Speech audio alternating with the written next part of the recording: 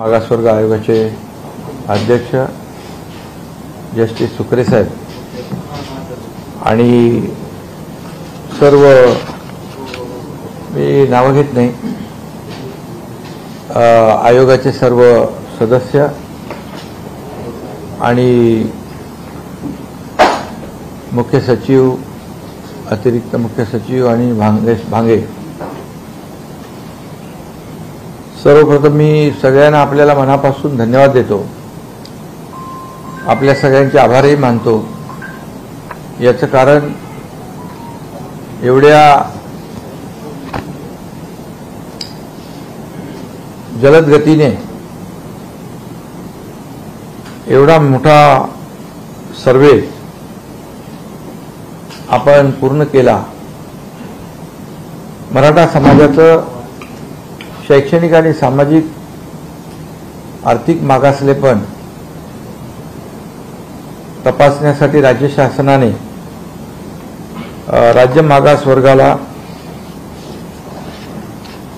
Terms of reference दिला होता आणि त्याप्रमाणे राज्य मागास वर्ग आयोगाने अतिशय वारफुटिंगवर मी म्हणेन डे नाईट काम केलं आणि जवळपास यामध्ये 3.5 ते 4 लाख लोक डे नाईट काम करत होते आणि आपल्याला यामध्ये अनेक लोकांनी मदत केली जे यापूर्वी देखील देवेंद्र फडणवीसजी मुख्यमंत्री असताना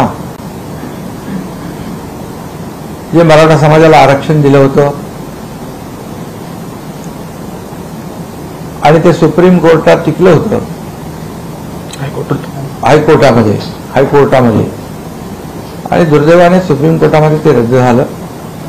पण हायकोर्टामध्ये जे आणि मराठा समाजाला आरक्षण देण्यासंदर्भात ज्यांनी त्यावेळेस सहकार्य केलं होतं या सगळ्यांची मदत आपल्याला या कामामध्ये मिळाली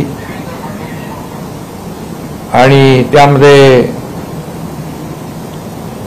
मागासवर्ग आयोग, सुकरे साहेबांनी आणि त्यांच्या टीमने ज्या गोष्टींची ज्या यंत्रणांची आवश्यकता होती त्या सर्व यंत्रणा यामध्ये कामी आणल्या, त्यांचं सहकार्य घेतलं आणि आज हा अतिशय महत्त्वाचा असा अहवाल या ठिकाणी शासनाला त्यांनी सुपूर्द केलेला आहे.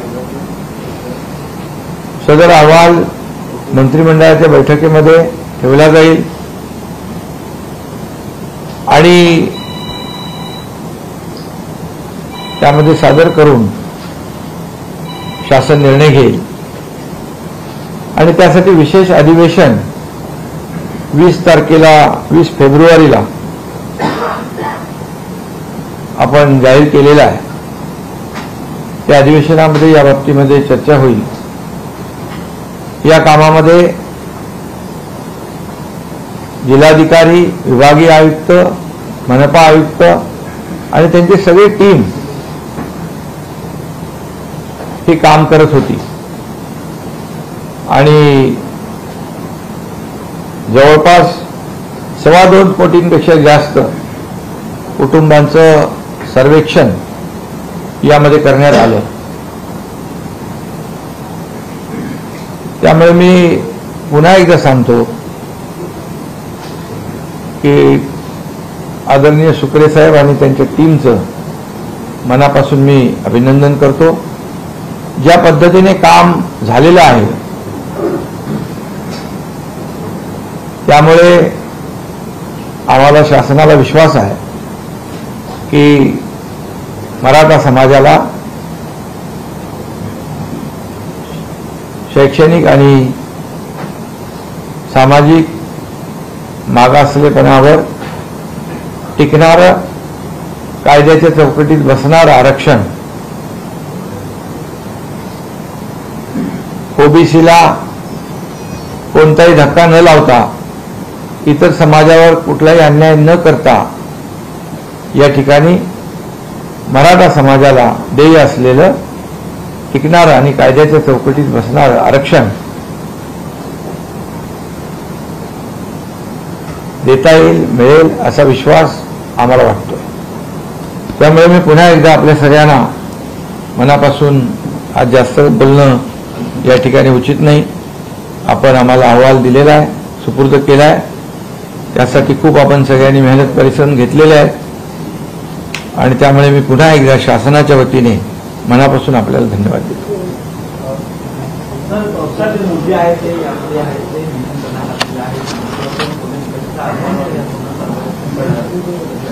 काय ते आता आयोग अहवाल आमच्याकडे आलाय. अहवाल आता आम्ही मंत्रिमंडळाच्या बैठकीत ठेवू. त्यानंतर याच्यामध्ये सगळ्या गोष्टी स्पष्ट होतील. मराठा समाजाला आरक्षण मिळाल्यानंतर जे आता ओबीसी मध्ये काही मराठा समाजाची लोक म्हणजे कुटुंब आहेत ते ओबीसी मध्ये गेलेले आहेत. आता हे जे मराठा समाजाचं स्पेशल आरक्षण असेल ते त्यांना लागू होईल का? नाही, याच्यामध्ये मराठा समाजाला आरक्षण आपण देताना जे तुम्ही म्हणाला ते कुणबी दाखल्यांचा विषय, ज्याच्या जुन्या नोंदी कुणबी आहेत 1967 पूर्वीच्या, त्या जुन्या नोंदीचा कायदा आहे पूर्वीचा, आपण काय नवीन केलेला नाही. आणि त्याप्रमाणे जुन्या नोंदी ज्या आहेत त्याचा वेगळा नियम आहे, कायदा आहे.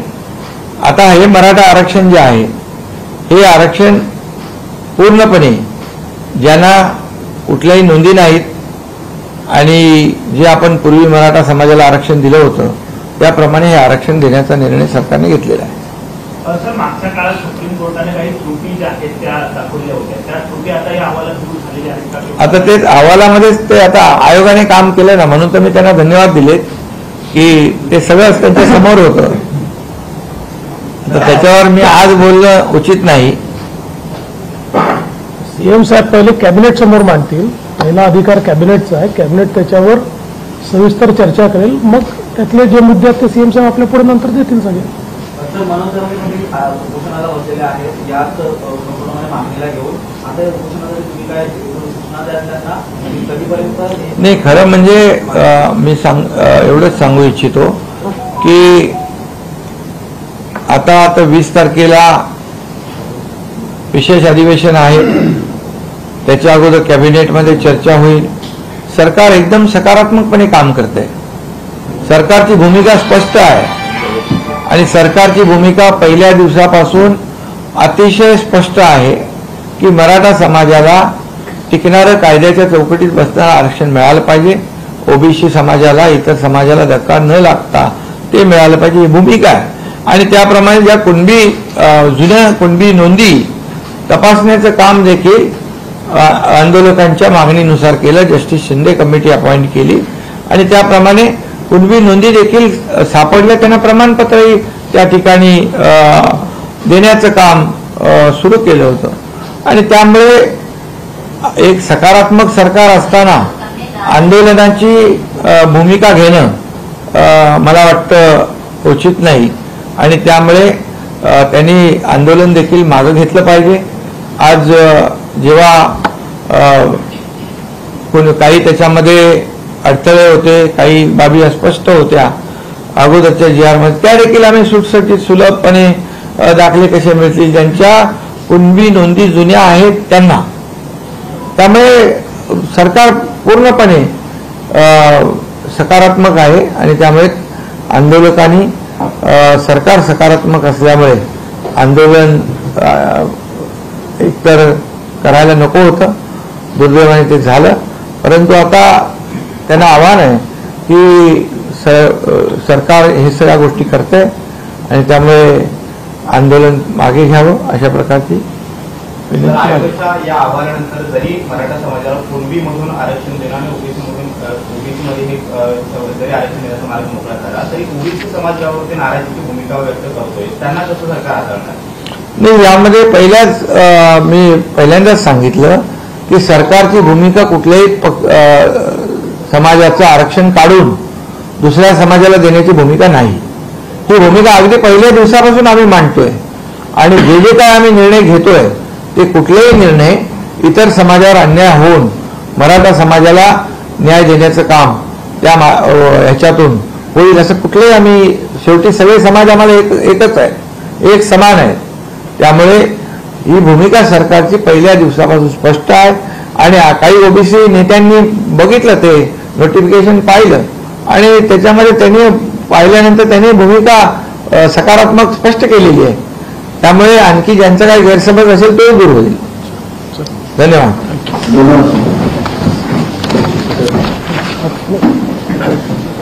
Chief secretary